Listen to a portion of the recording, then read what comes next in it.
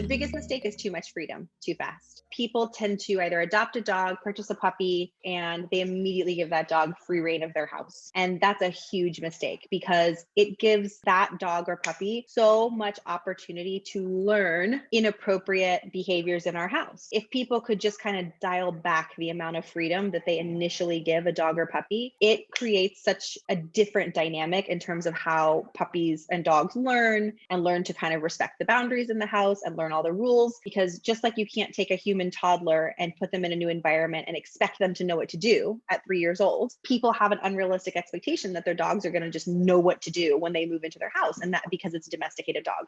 And that's just not true. It's a new environment and we've got to slowly ease them into it. So way too much freedom too fast. I really don't give let's just say puppies, okay, for example, and you could use the same rule for an adult dog, but let's just say puppy. I don't give a puppy any freedom, like zero, until it's about 4 months old. So when I bring a new puppy home, that puppy is either behind a baby gate in a confined area, on a leash with me, or I'm actively playing with that puppy where I'm 100% supervising every interaction. If they make a mistake, I can teach them the appropriate, more desirable behavior, right? They get no freedom that first 2 months that they're home. And then it's going to be a slow progression towards freedom when they get to their year birthday. And that seems like, oh my God, Dee's telling me not to give my dog any freedom for the first year I have it. And I'm like, yeah, I actually am telling you that, because guess what? You've still got another 14 years to go. So it's worth that kind of strict rules at the beginning to make sure that your dog doesn't develop bad behavior habits like chewing your furniture, peeing in inappropriate places, barking at people out the window when you're not home. All of those things, all those reasons why people call a dog trainer can be prevented